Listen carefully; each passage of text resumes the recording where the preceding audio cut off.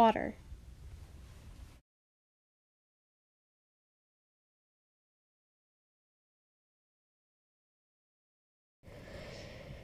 Anne paced back and forth in her bedroom, staring intently at the floor as she went. The room was scarcely decorated. Only a bed, a tea table, a closet, and a teal and blue tapestry hanging at the head of a sleeping mat. There was a window on the far wall, and on its sill a handful of intricate seashells. She stopped to admire one, a white baby ear shell, then sighed and put it back in its place, blowing away a bit of dust which had gathered on top of it. She returned to her pacing. What was taking Wu so long? It had been a few days, but Garmadon's forces hadn't made any attempts to push forward, and she was growing anxious. At any moment, something could go horribly wrong. She just knew it. Haruto! Anne jumped at her last name, but gathered herself quickly and responded to the guard outside her door. Yes? There is a young man at the gate. He claims to have been sent by Master Wu, and he requested you specifically. Anne instantly knew that this must be one of the 4 elementals that Wu was recruiting, and rushed into the hall. I will see to it myself. The guard bowed respectfully before leaving, and she took off toward the front gate. Finally, some good news. Hopefully this meant that Wu's plan was coming together. Although it was silly, she felt anticipation rise in her chest as she went. For so long she had heard Wu tell her of the golden weapons and the 4 warriors destined to wield them, but she never once thought that she would ever meet them. Images of tall, strong soldiers filled her head, dressed from head to toe in armor that reflected their element. Maybe fireproof armor for the fire elemental, or stone armor for the earth elemental.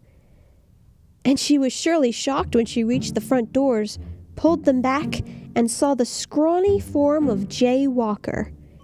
He was at least 6 inches shorter than her. However, she was 6 feet tall.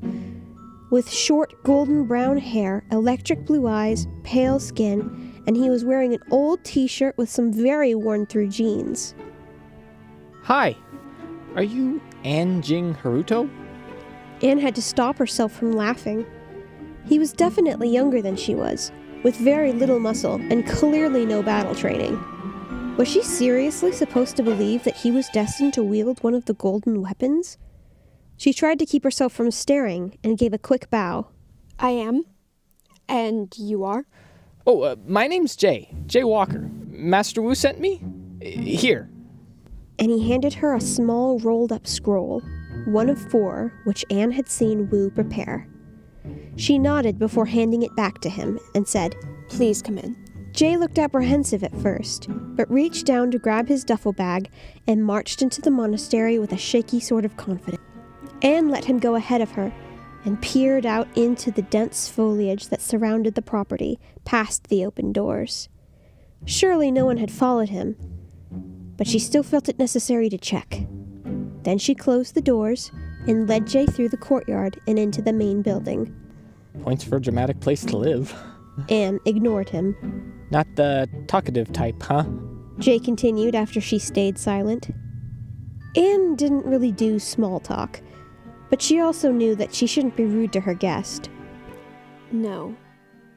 They continued walking until they reached a dead-end hall with only 4 doors total on both of its walls. They went all the way to the end, and she opened the door on the right. The room was much the same as hers was. A sleeping mat, a closet, a tea table, a window, and a tapestry hanging on the wall. However, this tapestry was blue and silver. These will be your living quarters. Anne explained as a dazed Jay walked slowly into the room. So, when's lunch?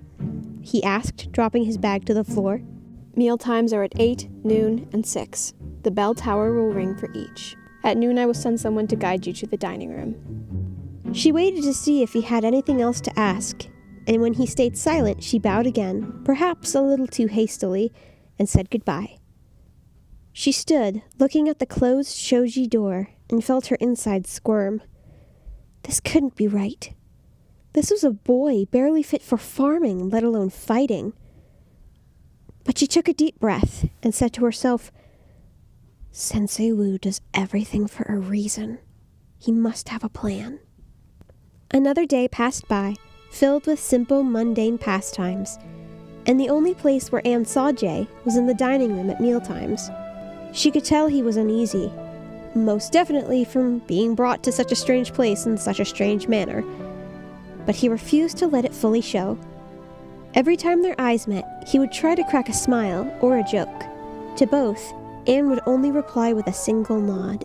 The following morning, however, Anne was once again summoned to the front gates. She hoped that the next elemental would surpass Jay, and surpass him he did. Anne opened the doors and saw not a scrawny young boy, but the muscular physique of 18-year-old Cole. He was taller than her by quite a few inches, with shaggy black hair, dark eyes, and large eyebrows. He was wearing a sleeveless gray hoodie, denim jeans, and brand-name sneakers.